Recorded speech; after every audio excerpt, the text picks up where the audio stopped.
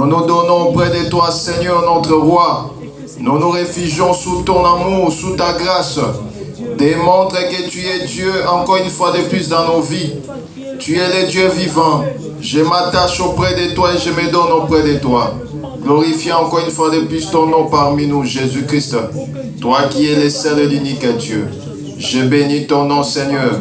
Je bénis ta grâce parmi nous. Je t'élève parce que tu es magnifique. Que ton nom soit glorifié. Au nom de Jésus. Au nom de Jésus. Au nom de Jésus. Au nom de Jésus, le seul et l'unique Dieu. Amen. Amen. Que le Seigneur nous bénisse. Amen. Nous restons debout, nous prenons nos Bibles dans les livres de Luc. Luc 7.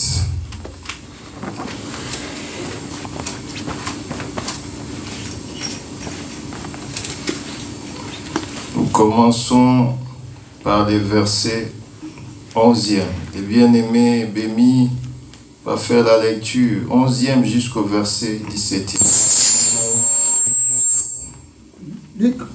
Luc 7, 11 à 17. Amen. Les jours suivants, Jésus alla dans une ville appelée Naïm. Ses disciples et une grande foule faisaient route avec lui.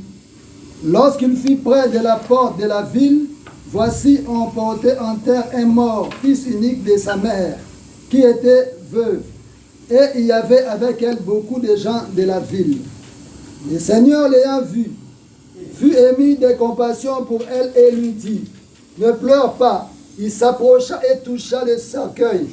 Ceux qui le portaient s'arrêtèrent. Il dit, « Jeune homme, je te l'ai dit, lève-toi. » Et le mort s'assit et se mit à parler. Jésus les rendit à sa mère. Tous furent saisis de crainte et ils glorifiaient Dieu, disant, « Un grand prophète apparut parmi nous et Dieu a visité son peuple. » Cette parole sur Jésus s'est répandue dans toute la Judée et dans tous les pays d'alentour. Que le Seigneur ajoute de la bénédiction à la lecture de la parole. Amen. Nous pouvons nous asseoir et nous acclamons encore une fois de plus le Seigneur. Nous acclamons, nous acclamons, nous acclamons, nous acclamons, nous acclamons. Que le Seigneur nous bénisse. Nous bénissons encore tout un chacun cet après-midi.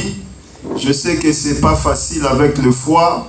Mais vous avez fait violence d'être là, vraiment que le Seigneur nous bénisse. Amen. Amen. Nous allons parler sur les deux cortèges. Je pense que nous avons tous lu le verset 7e, le chapitre 7e du livre de Luc. Il y a des places devant, vous qui êtes venus en retard, complétez les devants pour la gloire de Jésus-Christ. Amen. Amen. Nous allons parler des deux cortèges. C'est un thème évangélique, mais par la grâce du Seigneur, par la petite grâce que le Seigneur nous a donnée, on va essayer un peu d'entrer en profondeur pour que nous soyons bénis. Ici, nous remarquons une chose. Jésus a quitté avec une foule, les disciples et tous ceux qui les suivaient, parce qu'ils savaient qu'en Jésus-Christ, il y avait les miracles. Mais vous allez remarquer que cette histoire se passe dans une ville qu'on appelle Naïm. Naïm, c'est un petit village qui est au nord-est de Nazareth. C'est dans cette ville ou dans ce village où il y avait une femme qui était veuve et qui avait qu'un seul fils. Je pense que nous avons déjà expliqué que signifie veuve. Nous tous, nous savons qu'une veuve, c'est quelqu'un qui a perdu, une femme qui a perdu son mari. Mais remarquez ceci, cette femme veuve, son mari est parti, est mort. Il est resté avec son fils unique. Quand on parle de fils unique, cela veut dire que la femme qui a un fils ou une fille unique, c'est une personne qui n'a pas d'autre enfant. Sa richesse, son seul enfant qu'il a, c'est seulement cet enfant-là. Est-ce que vous voyez la chose? Donc, quand elle a perdu son fils, c'était une tristesse pour tous les villages ou pour toute la ville. Parce que pour tout le monde, ils avaient la compassion, ils avaient l'émotion, ils avaient réellement la sympathie pour la femme. Ils se disent, mais cette femme, vraiment quel malheur qui peut arriver dans sa famille. Son mari est mort et maintenant son fils unique, le seul enfant qu'elle a, comment une telle chose peut arriver? Alors, vous savez, dans des villages, ici, il n'y a pas vraiment cette atmosphère. Mais nous, au bled, quand un voisin ou un frère du quartier perd quelqu'un, c'est tout le monde du coin qui vient. Qu'est-ce qui s'est passé? Et c'était ainsi, avec la coutume juive. C'est tous les villages qui s'est pris comme si cette affaire les appartenait. C'est comme si eux aussi avaient perdu le fils. Voyez-vous? Alors ils accompagnaient la femme. En accompagnant la femme, vous savez, comme il y avait trop de batailles, de combats, souvent des villes anciennes étaient presque barricadées. C'est-à-dire, quand quelqu'un entre dans la ville, on sait voir qu'il y a un nouveau ou une nouvelle personne qui est entrée dans la ville. C'était ainsi. C'est pourquoi vous remarquerez ici que Luc, il martèle qui se sont tous croisés ou dans la porte de la ville. Je peux prendre un autre témoin. Nous sommes dans le livre de Josué 2 avec la femme qui avait reçu les deux espions. La parole nous dit qu'ils ne pouvaient pas entrer dans la porte de la ville. Ils ont détourné, ils ne pouvaient pas sortir dans la porte de la ville. Ils sont sortis par la fenêtre parce que la ville était barricadée. Donc, les anciennes villes en Israël, c'était des villes qui étaient construites. Ils avaient la capacité de voir qui entre et qui sort de la ville. C'est pourquoi quand un étranger arrive, ils savent que celui-ci est un étranger. Donc, les villes étaient ainsi. Mais remarquez, cette femme qui avait un seul enfant, un fils unique, son mari est mort. Et sa richesse, son bonheur était cet enfant-là. Alors, quand l'enfant est mort, c'est tout le monde qui est venu s'associer à sa douleur. C'est pour compatir à ce malheur qui est arrivé auprès de cette femme.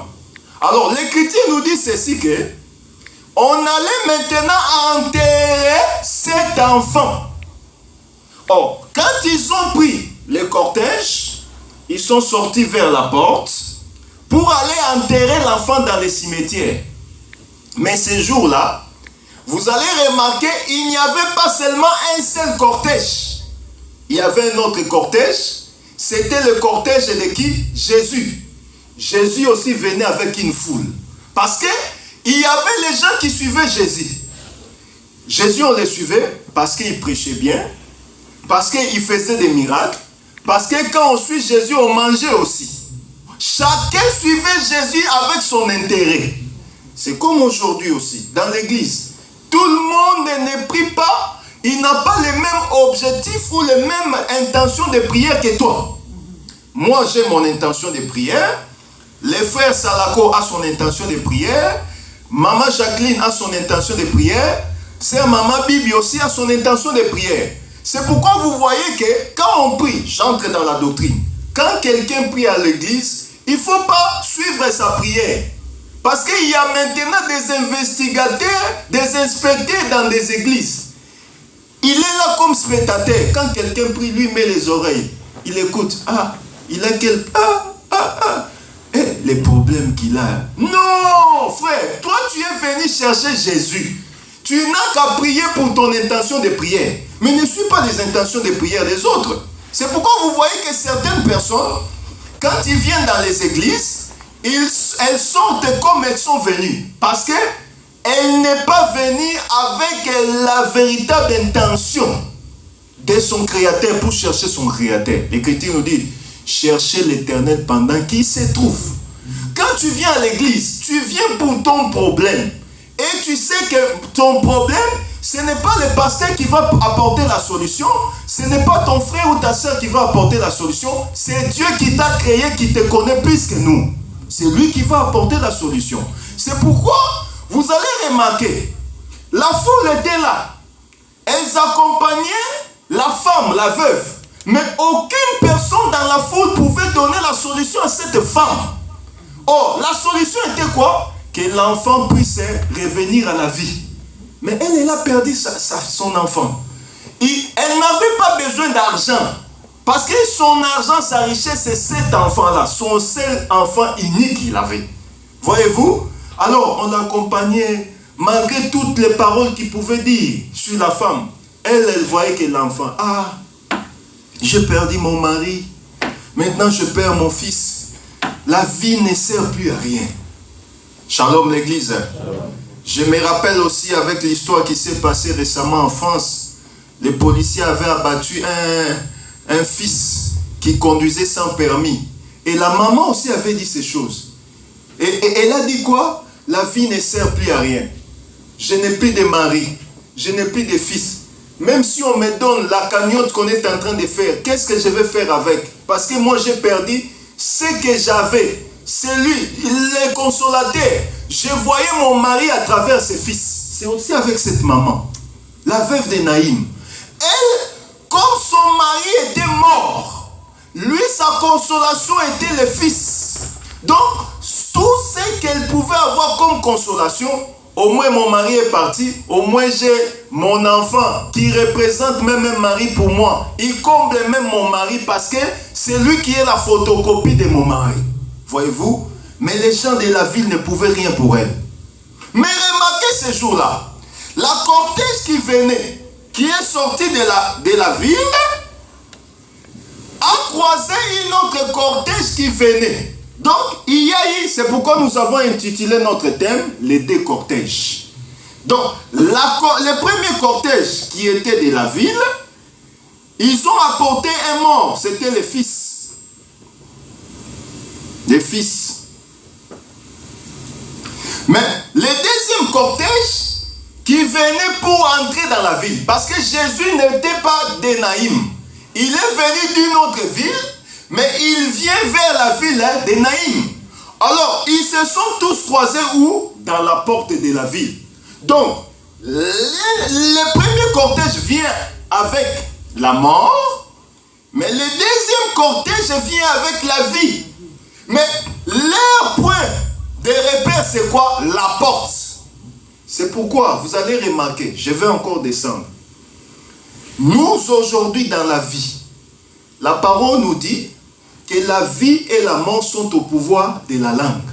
C'est-à-dire, nous tous, comme nous sommes là, nous devons savoir, quand nous prions, quand nous cherchons le Seigneur, nous devons comprendre le but de notre prière pour que le Seigneur puisse aussi exaucer. Parce que c'est de la même bouche que nous prions. C'est de la même bouche que nous maudissons. C'est de la même bouche que nous injurions. C'est de la même bouche que nous demandons aussi au Seigneur. Mais chaque fois qu'on vient auprès du Seigneur, l'Écriture nous dit, le Seigneur est pur.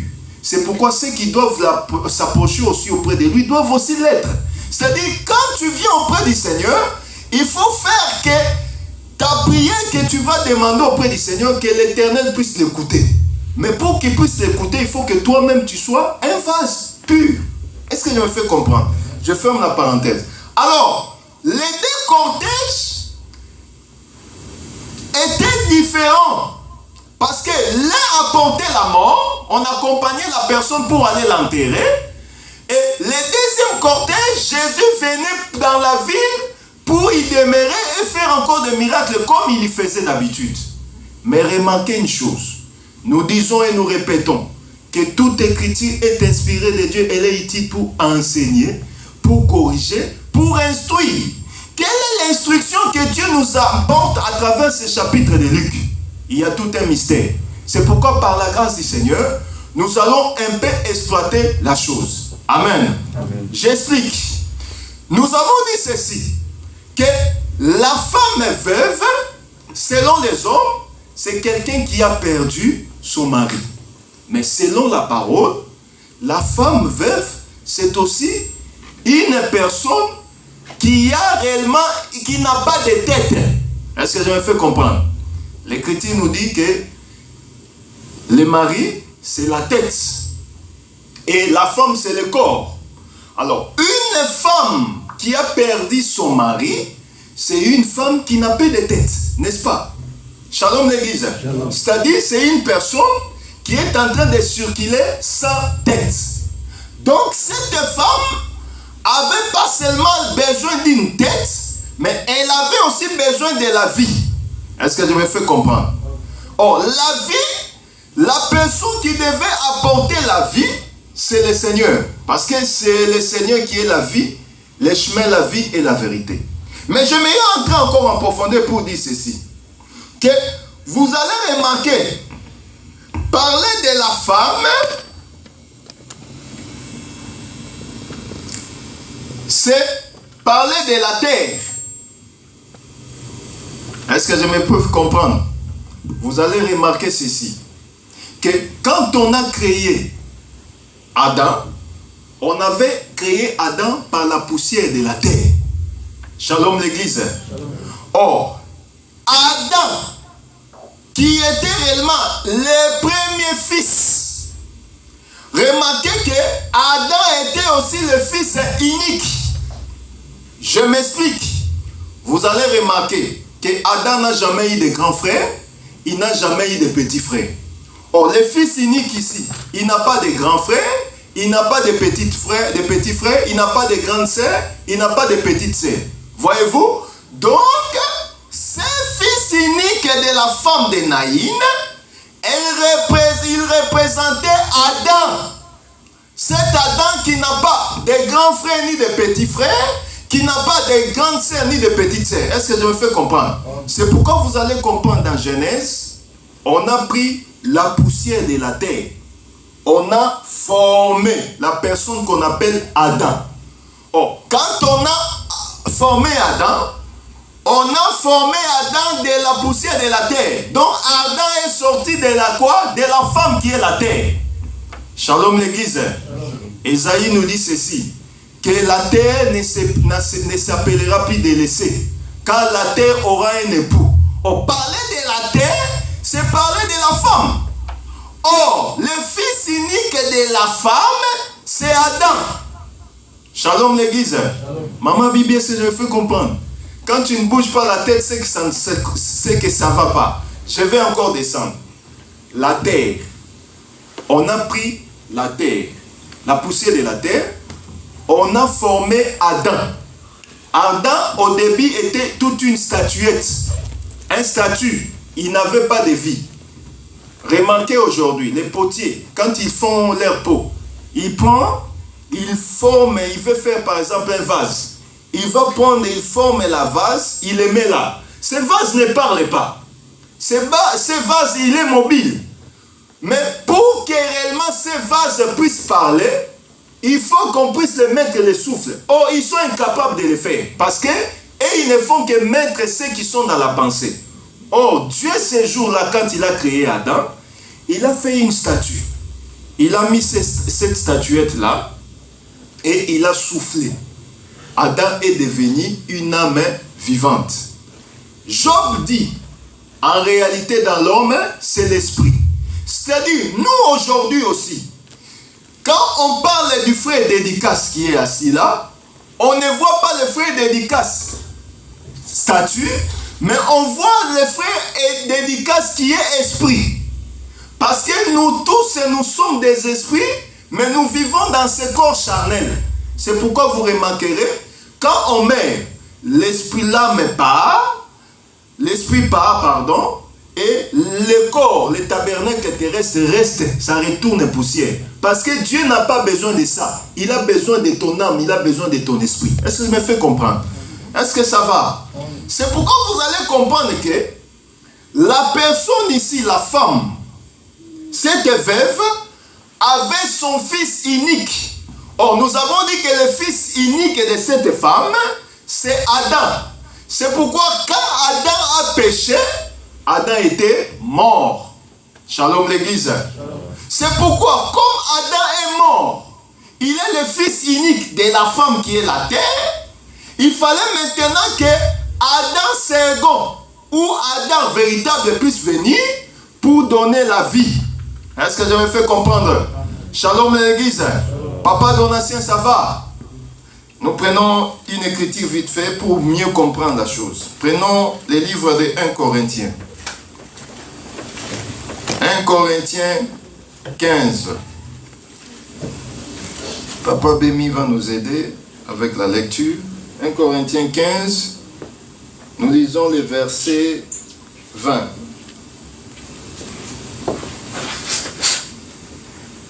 « 1 Corinthiens 15, verset 20, j'ai lu au nom de Jésus.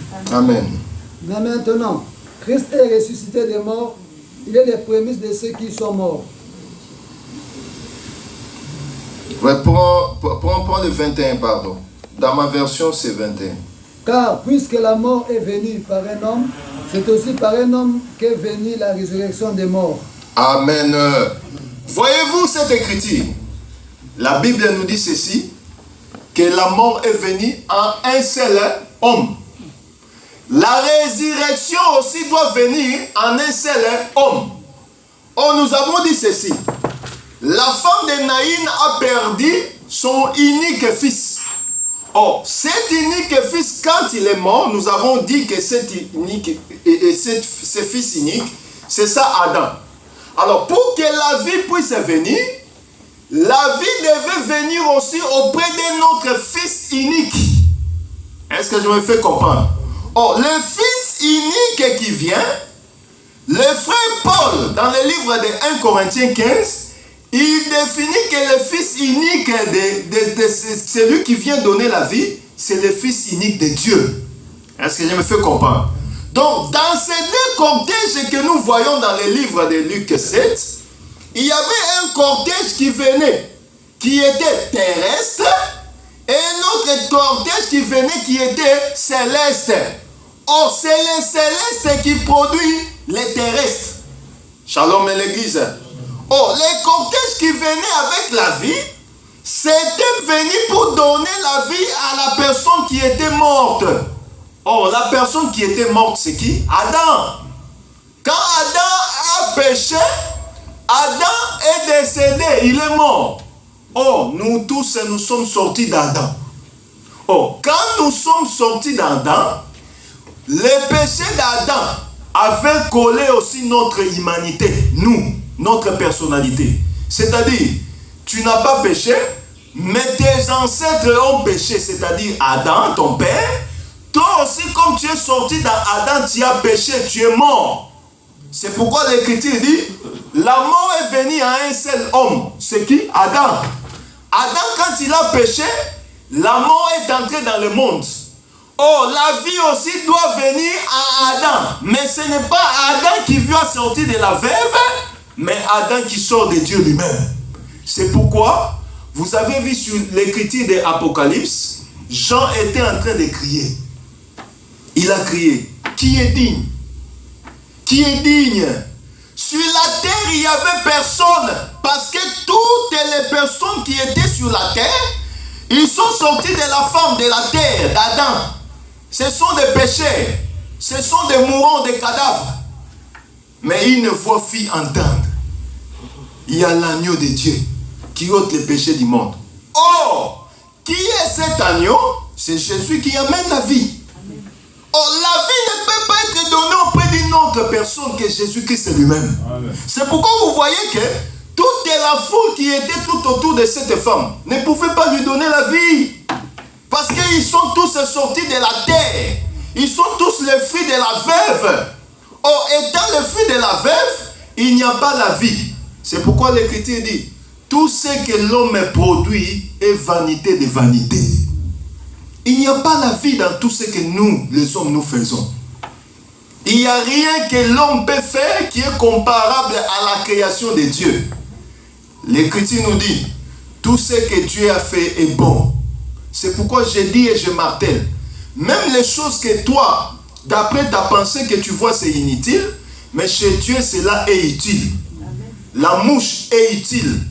Même si elle peut amener la typhoïde. La typhoïde qu'elle amène là, c'est soit son utilité sur terre. Shalom l'église. Le serpent est utile. Le crocodile est utile. Même les moustiques qui te piquent là. Il y a des fois, on pêchait quand on était petit, on était jeune, on te pique par des moustiques. Moustique, vraiment, on ne sait pas ton utilité. Ton utilité, c'est seulement nous piquer comme ça. Son utilité, c'est ça aussi, te piquer. Shalom, hein? En te piquant, c'est ça son utilité que l'Éternel a fait. Même ce qu'on appelle les vers. Il y a même les vers là, quand la personne est morte là, ça sort. Son utilité, voilà comment? Asticot, voilà. C'est ça, voilà. C'est pourquoi il faut avoir les Français dans l'église.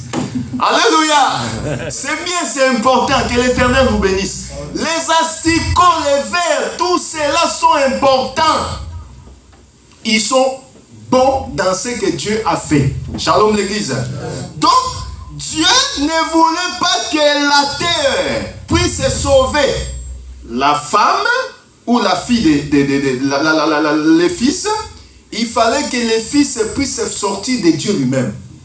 Oh, le fils qui vient, il ne vient pas de la terre, mais il vient du ciel.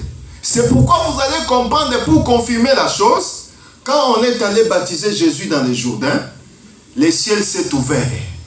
Le ciel a déclaré, celui-ci est mon fils bien-aimé, écoutez-le. C'est pour dire ceci que Jésus-Christ, il n'est pas venu de Marie, mais il est venu du ciel. Marie n'était qu'un dépôt. Est-ce que je me fais comprendre? Marie, c'est un dépôt. Donc, elle était là pour garder le fils. Mais Jésus était l'enfant de Dieu lui-même. Comme Dieu ne peut pas faire de la magie, sortir abracadabra comme les gens le disent, il devait maintenant passer aussi par l'humanité pour être proche à l'homme. C'est pourquoi il est entré dans le corps qu'on appelle Marie. C'est pourquoi un jour, Marie est venue. On a dit à Jésus, ta mère et tes frères sont dehors. Il a dit non, mes frères, c'est ceux qui écoutent cette parole. C'est pour lui, il voulait leur dire que moi, je suis le fils de Dieu lui-même. Dieu est mon père. Marie, c'est ma mère, mais elle n'est pas ma mère biologique, parce que moi, je suis le fils unique. Oh, nous avons dit ceci. Quand on parle de fils unique, c'est quelqu'un qui n'a pas ni grand frère, ni petit frère. Oh, parler du fils unique de Dieu, c'est Jésus-Christ. Oh, Jésus-Christ vient comme étant le fils unique pour donner maintenant la vie. Alléluia. Oh, la vie, vous allez comprendre que la femme était là. Elle avait désespéré. Son problème était seulement qu'on puisse enterrer son fils. Mais elle a oublié une chose. Que la prophétie a été donnée par Job. Job avait dit ceci. Mon Rédempteur est vivant, il s'élèvera les derniers. C'est pourquoi j'aimerais te dire aussi, les derniers mots ne t'appartiennent pas. On ne peut pas mettre le point virgule, le point dans la vie d'une personne. La seule personne qui peut mettre le point dans la vie d'une personne, c'est Dieu lui-même. Parce que le commencement et la fin, c'est lui. Les derniers mots l'appartiennent. Pour la femme, elle était épuisée, désespérée. Ah, c'est fini. Là, maintenant, je vais chanter comme les Congolais chantent. Au revoir, au revoir, au revoir, mbote asuka. Donc, au revoir, dernier salut. Mon fils est parti. Mais elle, dans ses pensées, Dieu ne voyait pas le dernier salut. Dieu voyait la continuité de son fils. Et elle pleurait. Elle était là en train de pleurer. Mon fils, tu es parti. Pourquoi tu m'as laissé comme ça? Ton père était parti. Tu n'as même pas je ne sais quel âge. Tu pars si tôt. Tu pars si jeune. Mais Dieu ne voyait pas que son fils est parti. Moi aussi, j'aimerais te dire ceci, mon frère, ma soeur. Tu es en train de graisser les dents. Tu es en train de pleurer. Mais Dieu ne voit tes plaies. Il sait à quel moment il viendra réellement te donner la solution. La solution ne se trouve pas dans la ville. Mais ça se trouve à la porte. Parce que Jésus-Christ est lui-même la véritable porte. Il fallait qu'elle sorte de la porte physique pour rencontrer la véritable porte qui est le Seigneur Jésus-Christ. Oh, Jésus-Christ te reçoit comme ça. Il a dit, venez à moi, vous tous qui êtes chargés et fatigués, moi je vous donnerai du repos. Oh, quand on vient entrer dans la véritable porte qui est le Seigneur Jésus-Christ. Dans la ville, il n'y a pas la solution. Oh, dans la ville, qui sont dans la ville? Ce sont les gens qui sont sortis aussi de la terre. Les produits de la terre n'est rien, vanité de vanité. C'est pourquoi vous voyez, frères et sœurs, que la terre ne produit rien de bon. Un homme peut être là, il fait le succès, on l'applaudit. Mais un jour, quand le Seigneur soutire, enlève seulement le souffle de la vie, on commence à dire, ah, celui-ci aussi, il avait son temps de se convertir. Il ne s'est pas converti. Les mêmes personnes qui l'acclamaient commencent à les condamner. Shalom l'église. C'est aussi comme ça avec les gens. Les gens, comme ils sont les produits de la terre, ils ne feront que te condamner. C'est pourquoi j'aimerais te dire, mon frère, ma soeur, ne laisse pas les gens t'acclamer. Laisse que Dieu t'acclame. Si Dieu t'acclame, les acclamations de Dieu, ce sont les oui et amen dans ta vie. Les hommes peuvent t'acclamer aujourd'hui. Mais aujourd'hui, ils t'acclament. Mais ils finiront par se fatiguer. Remarquez un jour, je vais prendre un témoin. Moïse, il a levé les mains. Pendant que l'Israël était en train de se battre au bas de la montagne.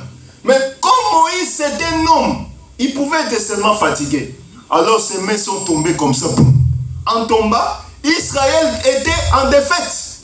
Alors ils ont compris, ah, si Moïse, ses mains sont lassées, il tombe, nous aussi on va tomber. Alors ils ont pris des personnes, ils ont mis à gauche, l'autre à droite. On remarqué, ce qu'il avait fait là, c'était quoi? Que pour que réellement la victoire, que ses mains restent debout pour que la victoire puisse être continuelle. Oh, Moïse était l'ombre du véritable Moïse. Jésus-Christ est sur la croix, il est mort comment? Comme ça. C'est pour dire qu'il est infatigable. Il te reçoit tel que tu es. Il ne regarde pas ton opprobre, ton humiliation.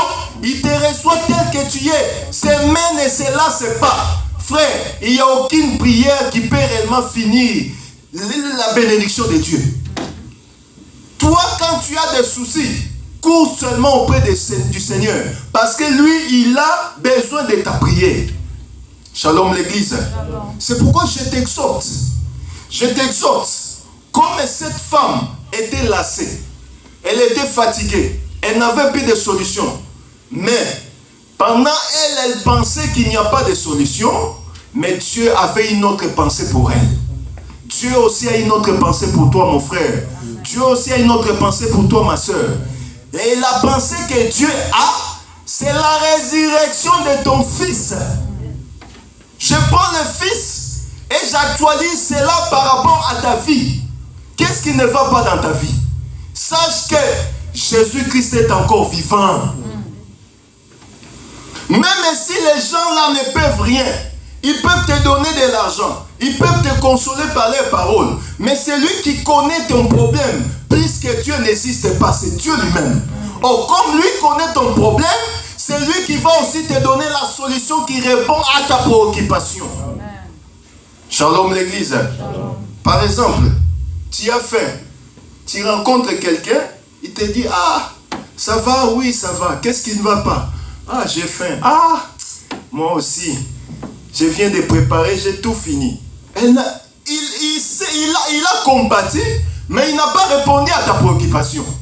Mais Jésus-Christ, quand tu lui dis, tu as faim, il te dit, viens, entre dans les supermarchés, choisis tout ce que tu veux, sors avec les caddies. Frère, sans argent, nous achetons. Il a dit, venez acheter, venez boire sans argent. C'est pourquoi dans les Seigneurs, on prend tout gratuitement. Shalom. Mais il faut seulement exposer ton problème auprès du Seigneur. Jésus s'est approché. Le cortège de Jésus qui est la vie s'est approché auprès du cortège de la femme où il y avait la mort. Oh, Jésus-Christ qui est la vie, il vient donner la vie au cortège où il y avait la mort. Les gens étaient désespérés. Il a dit, femme, la parole nous dit que le Seigneur a eu compassion de la femme. C'est pourquoi quand même Adam avait péché, Dieu avait compassion d'Adam. Il est venu, Adam, où es-tu? Adam dit, je me cache. Mais malgré que Adam avait péché, il avait trahi Dieu, il avait fait des choses qui étaient en contradiction avec ce que Dieu avait établi, Dieu avait toujours compassion d'Adam. C'est pourquoi toi aussi, ne te culpabilise pas quand tu pêches. Quand tu pêches, viens auprès du Seigneur. Dis Seigneur, j'accepte. Je suis un pécheur, j'ai péché. Mais aie pitié de moi. C'est ça l'humilité. L'humilité, c'est accepter ce que tu es et demander encore faveur auprès de Dieu. Mais remarquez Adam, il commence à accuser Dieu. Ah, mais la femme que tu m'as donnée. Ah bon? Quand Dieu t'avait donné la femme, tu as dit, cette fois-ci, la chair de ma chair, l'os de mes os. Maintenant, quand tu as péché, tu dis que la femme que tu m'as donnée. Shalom. Aujourd'hui aussi, on est comme ça. On accuse Dieu. Ah Dieu, pourquoi ceci? Pourquoi ceci peut m'arriver? Mais Dieu sait pourquoi ça t'arrive. Si ça arrive à toi, il sait pourquoi ça t'arrive.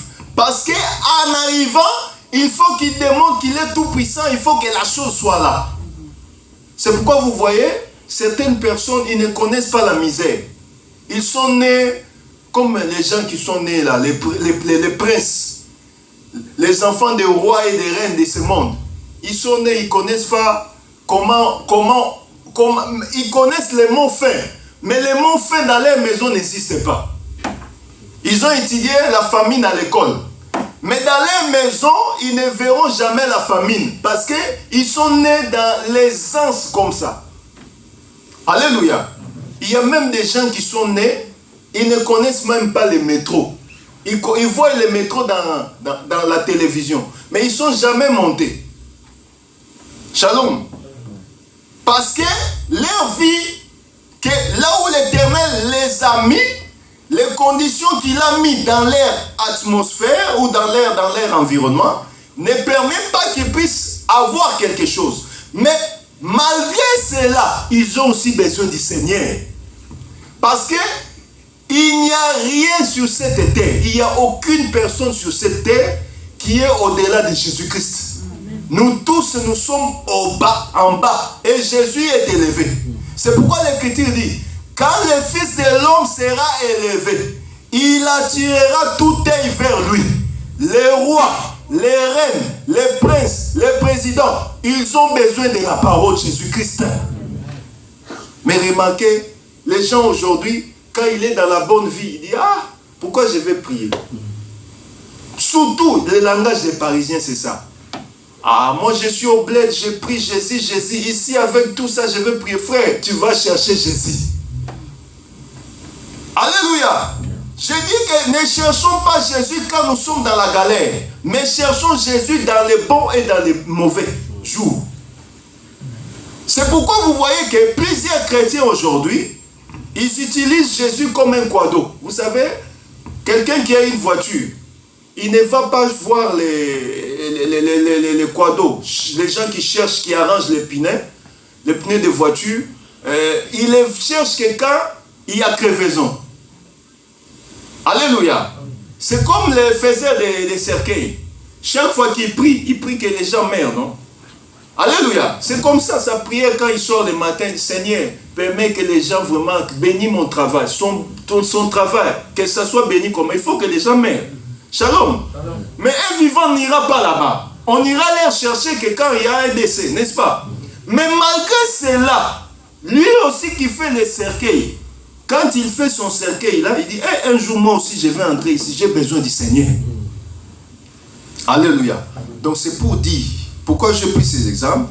C'est pour dire, nous tous, vous et moi, nous avons besoin d'une seule unique remède qui est le Seigneur Jésus-Christ. C'est pourquoi les femmes, la femme ici, la foule ne pouvait rien pour elle. Mais la remède par excellence, c'était le Seigneur lui-même. Or, quand le Seigneur est venu, il a vu la douleur de cette femme. Il a dit, oui, je viens maintenant, et l'enfant était ressuscité. J'aimerais te dire cet après-midi, tout ce qui était mort en toi doit être ressuscité au nom de Jésus-Christ. Parce que tu as rencontré la vie. Le cortège qui vient, c'est le cortège de la vie. Ça vient pour que tu sois ressuscité. Tes affaires doivent être ressuscitées au nom de Jésus-Christ. Ton mariage doit être ressuscité au nom de Jésus-Christ. Tes études doivent être ressuscitées au nom de Jésus-Christ. Ta famille doit être ressuscitée au nom de Jésus-Christ. Tout ce que tu feras doit être ressuscité au nom de Jésus-Christ. Parce que tu as croisé les faiseurs de la vie, les créateurs de la vie, les donneurs de la vie. Or, il dit, il est la vie, le chemin, la vie et la vérité. Or, cette femme, quand elle a vu ces choses, on ne pouvait que louer l'Éternel. Et l'Écriture nous dit que la chose, quand elle s'est passée, tout le monde avait entendu et loué la grandeur de Dieu. Frère bien-aimé, sœur bien-aimé, Dieu fera un miracle dans ta vie. Amen. Et les gens qui doivent écouter cela loueront encore l'Éternel parce que Dieu est merveilleux dans ta vie. Mais tu dois savoir que le dernier mot appartient à l'Éternel. Toi, tu n'es qu'une personne que l'Éternel a fait pour que sa gloire soit éclatée dans ta vie. C'est pourquoi ne te lasse pas. Ne te lasse pas parce que le cortège de Jésus vient encore. Et Jésus ne vient pas seul. Il apporte la foule. C'est-à-dire, toi aussi comme tu es là, sache qu'il y a des choses qui vont venir en grand nombre dans ta vie. La bénédiction sera en désordre. Tu as demandé l'enfant, mais l'Éternel te donne sur l'enfant, il te donne encore des bénédictions, des bénédictions. Tu as demandé le mariage, mais l'Éternel te donne encore la foule. C'est-à-dire la multitude de bénédictions vont te suivre au nom de Jésus-Christ. Parce que l'Écriture nous dit, bien-aimé, je souhaite que tu prospères à tous égards. Comme prospère l'état de ton âme. Or, l'âme, c'est recevoir Christ. Avoir Christ dans ta vie. Comme tu as Christ dans ta vie, dans ton âme, sache que toutes les choses seront de l'abondance. Seront le surplus. Vous savez, quand on va acheter quelque chose, on peut faire un geste marketing.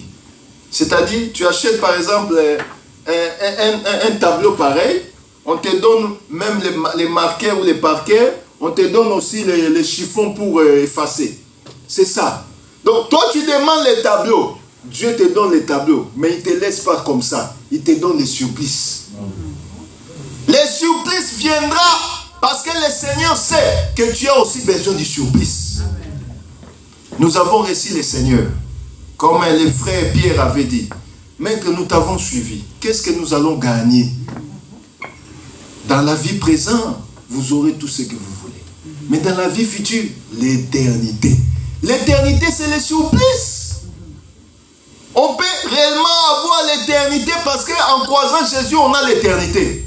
Mais dans la vie présente, on aura aussi ce que nous avons besoin. C'est pourquoi, bien-aimé dans le Seigneur, ne baisse pas les poids. Attache-toi toujours au Seigneur. Le Seigneur, c'est le bon payeur. C'est le meilleur patron qui puisse exister dans le monde, dans l'univers. Il ne bénit pas, il ne laisse pas celui qui s'est sacrifié pour lui. Nous avons plein de témoignages. Anne, qui faisait des bonnes œuvres, quand elle est morte, les veuves en pleurant, le Seigneur a eu compassion, elle est ressuscitée. Nous avons vu aussi cette femme. Dieu a regardé et elle a ressuscité son fils. Et j'aimerais te dire aussi, cet après-midi, tu feras une prière en disant, Seigneur, ressuscite ma vie. Ressuscite ce que j'ai. J'aimerais voir réellement la résurrection parce que c'est toi qui es la résurrection. Amen. Amen. Nous allons nous lever là où nous sommes. Tu vas encore courber ta tête. Pendant qu'on est en train de chanter, tu vas faire une prière de foi. Dire au Seigneur, j'aimerais que je te croise, toi le véritable cortège, toi qui amènes la vie, donne-moi la vie. Au nom de Jésus. Alléluia, Alléluia, Alléluia, Alléluia, Alléluia, Alléluia, Alléluia, Alléluia, Alléluia, Alléluia,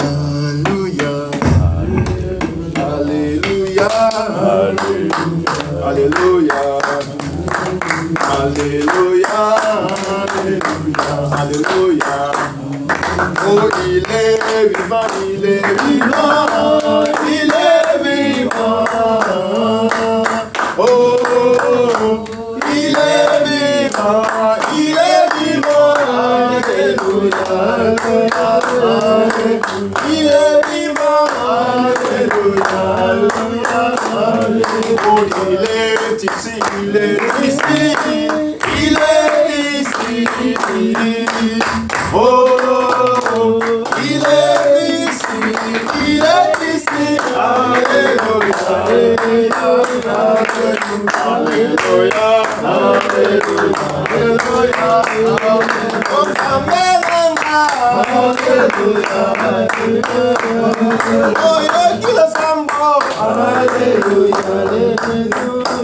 Commence à prier pour ton problème, ta préoccupation. Élève ta voix, nous prions au nom de Jésus. Au nom de Jésus, élève ta voix. Prie, prie, prie au nom de Jésus. Les dieux vivants, les dieux véritables, je me donne, je me laisse auprès de toi. Je me confie auprès de toi, les dieux puissants. Reçois encore une fois de plus la prière de mon frère, la prière de ma soeur. Donne la solution à leurs préoccupations. C'est toi qui es le Dieu véritable. Nul n'est comparable à toi, Yoshua Mashiach, le seul unique à Dieu. Nous nous donnons auprès de toi, Mashiach. Manifeste-toi, sois exaucé dans la vie de mon frère, sois exaucé dans la vie de ma soeur. Que réellement leurs préoccupations se nomment résurrection, que leurs préoccupations se nomment résurrection, résurrection dans leur vie au nom de Jésus, au nom de Jésus, dans leurs problèmes, Seigneur. Descends et agis, descends au Père, parce que tu es le Dieu puissant, au nom de Jésus. Au nom de Jésus, au nom de Jésus, au nom de Jésus, au nom de Jésus, au nom de Jésus, au nom de Jésus. Tu vas prier aussi. Tu vas révoquer. Tu vas annuler tout ce que le diable est en train d'arranger contre ta vie. Tout projet de l'ennemi contre ta vie. Tu vas révoquer cela, annuler cela. Nous prions au nom de Jésus. Prie par la foi, avec autorité, avec puissance. In the name of Jesus. On prie, on prie, on prie, on prie. Oh, Mashiach, le seul et l'unique Dieu. Au nom de Jésus, j'annule la mort. J'annule les projets de l'ennemi contre mon frère, ma soeur. Tout ce que l'ennemi est en train d'arranger contre leur vie, j'annule cela. J'annule cela. Au nom de Jésus-Christ, le seul et l'unique Dieu. Au nom de Jésus-Christ, le Dieu vivant. Au nom de Jésus, le Dieu puissant. Au nom de Jésus, le Dieu de grâce et de gloire. J'annule les projets de l'ennemi contre leur vie. Au nom de Jésus. Au nom de Jésus. Au nom de Jésus. Au nom de Jésus. Au nom de Jésus. Au nom de Jésus. Au nom de Jésus. Au nom de Jésus. Au nom de Jésus. Au nom de Jésus. Que les projets de l'ennemi soient nuls et sans effet. Dans la vie de mon frère, au nom de Jésus. Dans la vie de mon frère, au nom de Jésus. Dans la vie de mon frère, au nom de Jésus. Dans la vie de mon frère, au nom de Jésus. Que l'ennemi soit sans force. Qu'il soit sans force. Qu'il soit sans force. Au nom de Jésus. Au nom de Jésus, le seul et unique Dieu. Au nom de Jésus, le seul et unique Dieu. Qu'il soit sans force maintenant. Au nom de Jésus, au nom de Jésus, au nom de Jésus, au nom de Jésus, au nom de Jésus, au nom de Jésus. Au nom de Jésus. Chakua, chakua, chakua, ole, ole. Imina chakua masia. Chakua, chakua, chakua, ole, ole. Imina chakua masia. Ogungu baba. Chakua, apelo.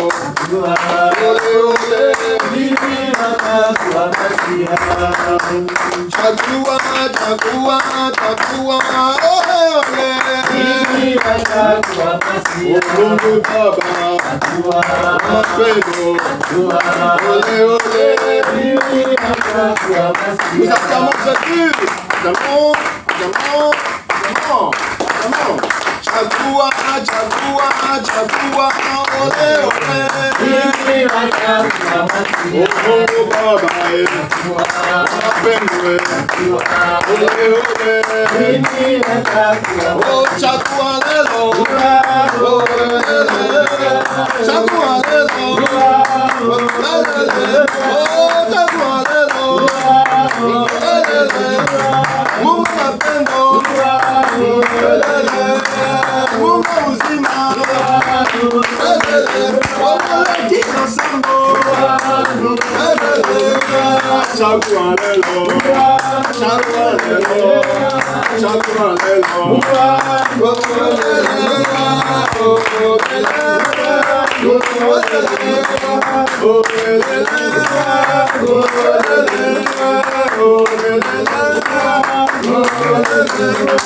Tu vas maintenant déclarer, prophétiser sur ta vie, car la vie et la mort sont au pouvoir de l'âme.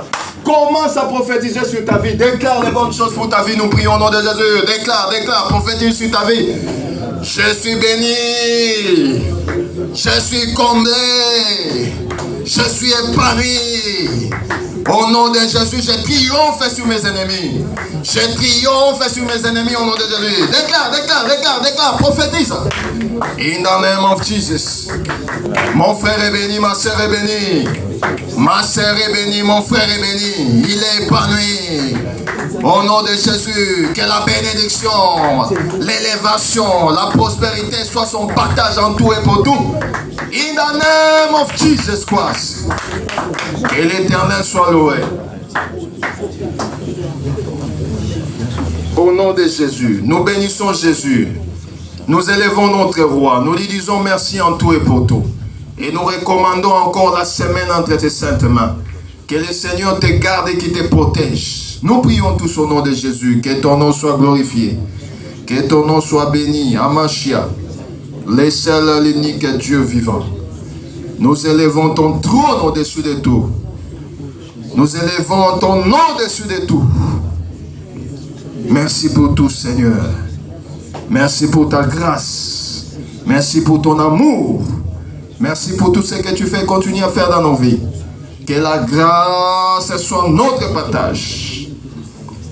Au nom de Jésus-Christ, le Dieu vivant, le Dieu véritable. Nous avons ainsi prié. Amen. Nous acclamons Jésus, nous acclamons Jésus. Nous acclamons le roi des rois. Nous acclamons Jésus. Que le Seigneur nous bénisse. Que le Seigneur nous bénisse. Nous allons nous asseoir, nous allons préparer nos offrandes, nos actions de grâce, tout ce que nous avons, nous allons l'offrir.